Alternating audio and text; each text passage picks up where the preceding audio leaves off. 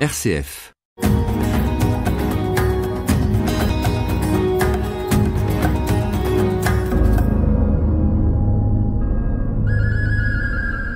À mon arrivée dans le petit village Xhosa, en Afrique du Sud, on m'a fait patienter dans une case. Mon ami Patissa m'a expliqué que le roi du village allait venir me rencontrer.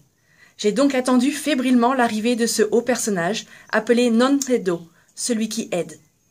Après de longues minutes et une agitation grandissante, Patissa m'a annoncé « Ça y est, le roi arrive !» Il était petit, un peu rond, il avait de longs cheveux tressés, mais surtout une paire de seins qui ne laissait aucun doute sur son sexe. Le roi était une femme.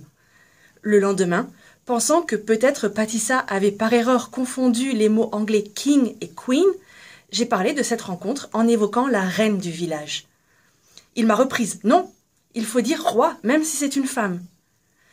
Des années plus tard, j'ai fait la connaissance d'un autre roi, depuis longtemps disparu.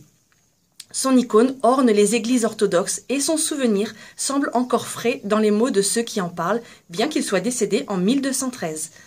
Malgré son titre, Tamar de Géorgie est pourtant bien une femme.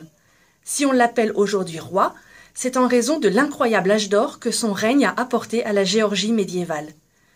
À l'heure où nos politiques pensent que l'égalité homme-femme se garantit en rajoutant un « e » à auteur ou professeur, ou en féminisant systématiquement les noms de métiers, d'autres cultures nous rappellent que masculin et féminin sont avant tout deux principes aux caractéristiques différentes.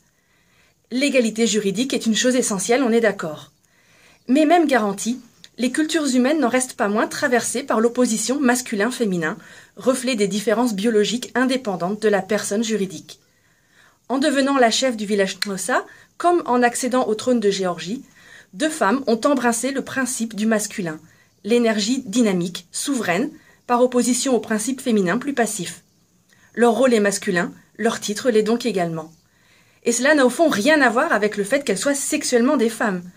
De même en Polynésie, des hommes chez qui le principe féminin est détecté sont traités comme des femmes sans que cela ne gêne personne et sans que des révolutionnaires du langage ne viennent imposer des changements qui auraient sûrement fait rire le beau roi Tamar.